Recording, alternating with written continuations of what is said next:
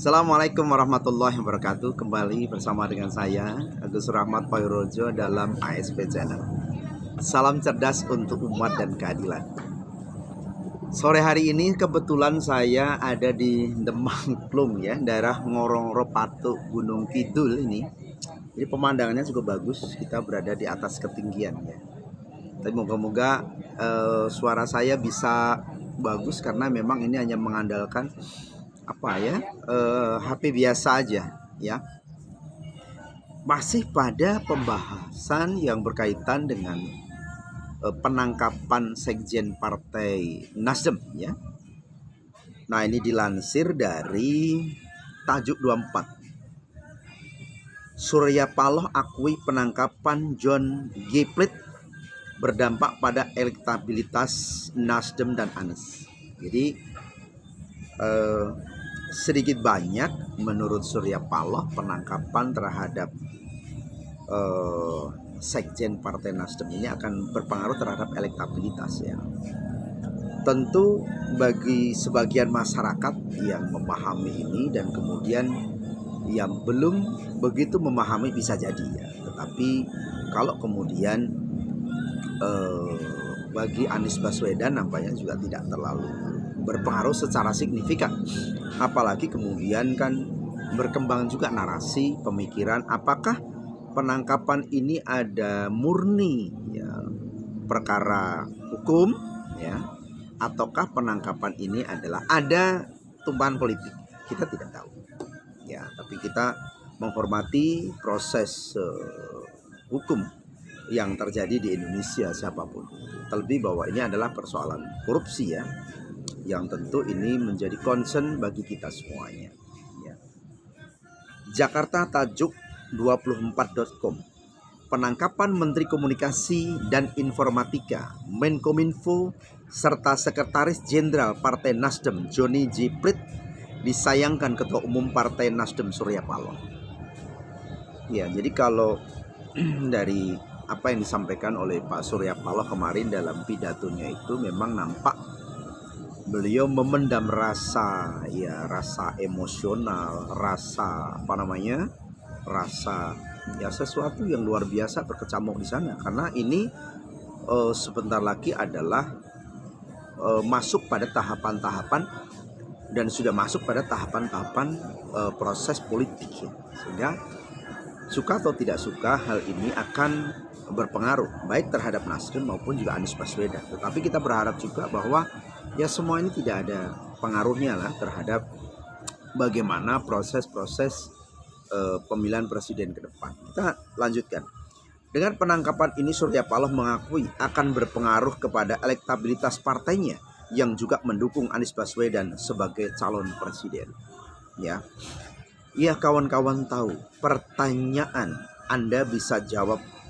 Pengaruh pasti ada, kata Surya Paloh dalam jumpa persnya di Nasdem Tower Menteng, Jakarta Pusat pada hari Rabu pada tanggal 17.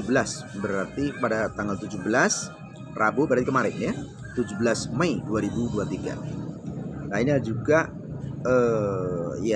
untuk diketahui Johnny G. Plate telah ditetapkan oleh Kejaksaan Agung atau Kejagung menjadi tersangka kasus korupsi proyek BTS.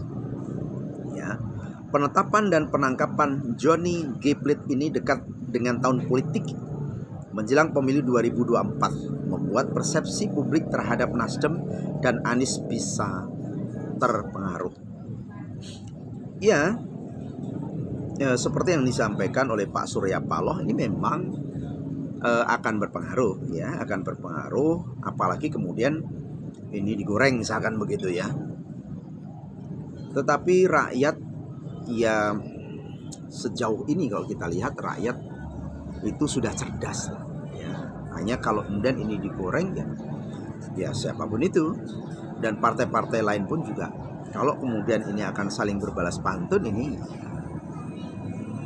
tidak akan selesai jadinya kan.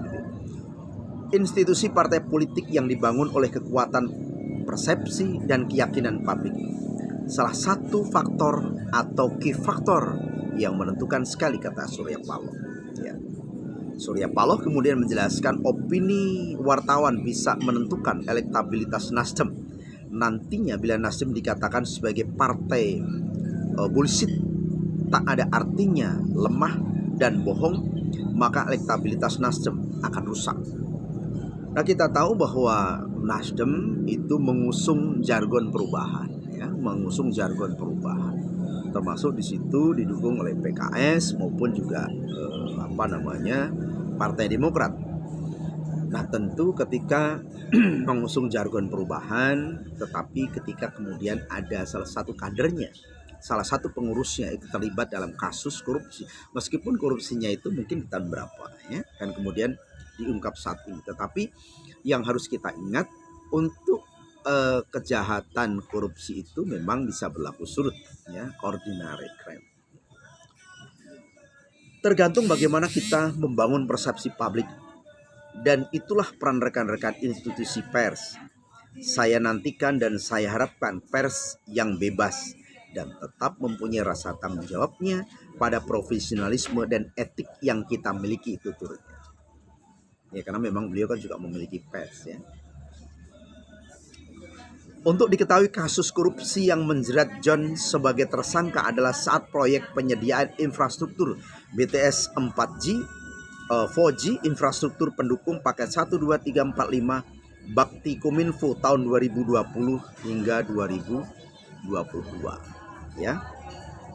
Kepada BPKP Muhammad Yusuf Ateh mengungkapkan, hasil perhitungan jumlah kerugian keuangan negara tersebut diserahkan ke Kejaksaan Agung. Total kerugian negara sebesar kurang lebih 8 triliun.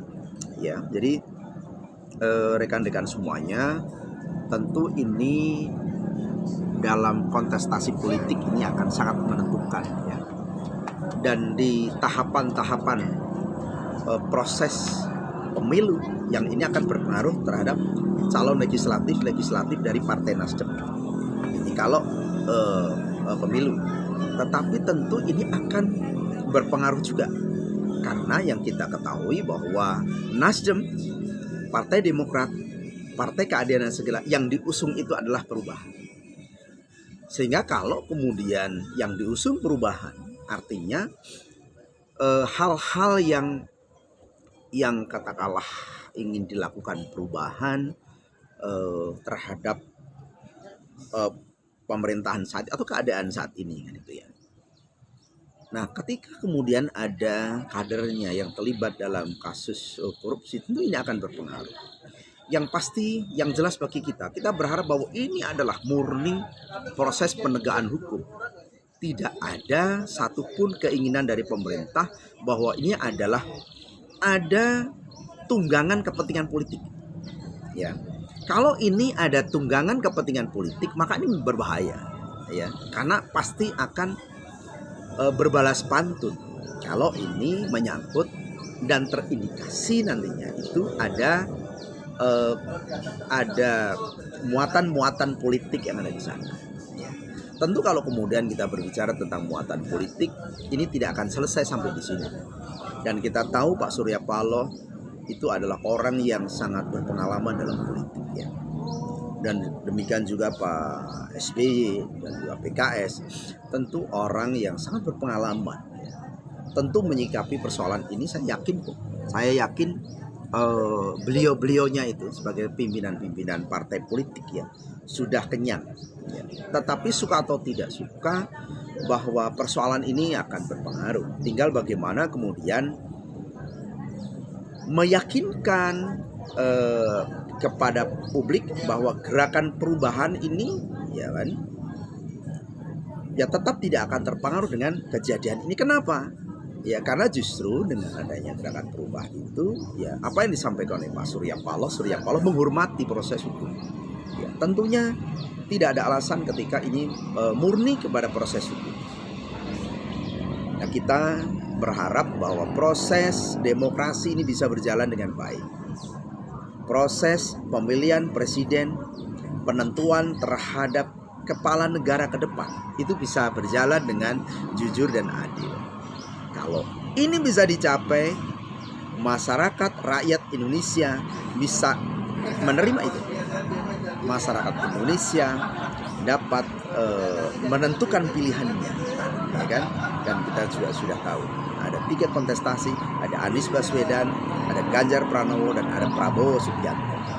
Ya, oke, semoga ini memberikan pencerahan bagi kita, dan kita serahkan proses semuanya itu kepada Kejaksaan Agung. Ya, hanya nanti memang kita lihat dalam proses penyidikan, proses kemudian juga dalam persidangan, ya, nanti akan kemana, alirannya pun kemana, misalnya seperti itu. Siapa saja yang menerima aliran dana itu, dan siapa saja yang terlibat, karena tidak ada yang namanya kejahatan korupsi itu hanya satu orang, one man show, tidak mungkin. Tetapi ini sistemik. Maksud kami adalah bahwa ini ada satu rangkaian kejahatan, ya. Jadi itu saja, semoga memberikan manfaat bagi kita, dan agar masyarakat Indonesia tetap cerdas untuk melihat, menilai, ya, setiap apapun pemberitaan-pemberitaan yang ada. Jangan kemudian terkecoh, kemudian mengikuti alur dan lain sebagainya, ya. Semoga 2024 kita akan memperoleh pemimpin yang baru, ya. Terima kasih. Salam cerdas untuk umat dan keadilan. Assalamualaikum warahmatullahi wabarakatuh.